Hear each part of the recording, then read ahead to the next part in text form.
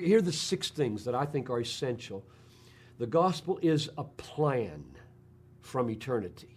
And I say that because when Paul articulated the gospel, he said, Christ died for our sins according to the Scriptures, which means something before signified this is a plan.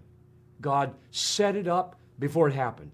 That's number 1. Number 2 is the gospel is an event in history. Christ died. Number 3, the gospel is an achievement in and through that event of something that happened between the Son and the Father. Namely, sins were paid for and righteousness was completed. This was an obedience unto death, and therefore a perfect obedience was achieved and a perfect guilt offering was paid. So that's number 3, an achievement. Number 4 is that is extended in an offer to the world that is free. If the offer were not free, there would be no gospel. If it were by works instead of by faith, there would be no gospel. So there's a plan, there's an event, there is an achievement in that event, and then there's the free offer to faith alone, and then comes what we call application of the achievement. To me, they're not the same.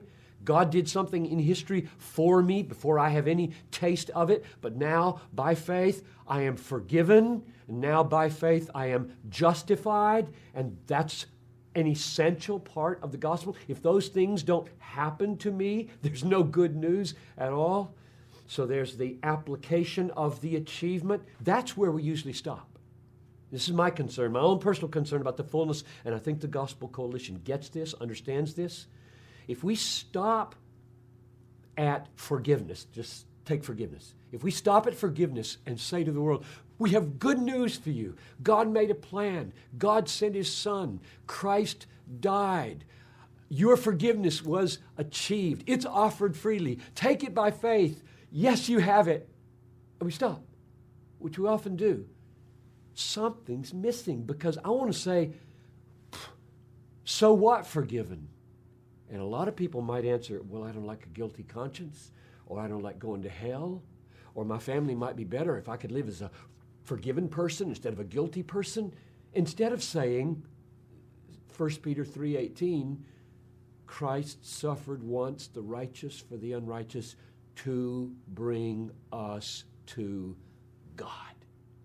The sixth piece of the gospel that I think is absolutely essential is that we're forgiven and we're justified to bring us to God. God is our treasure. God is the end. My forgiveness is not the end. My justification is not the end. My going to heaven and not having a sick body anymore is not the end. All of that is means. Means to what? Seeing Him, knowing Him, loving Him, being satisfied in Him, and Him being more glorified in me because I'm now eternally satisfied in Him.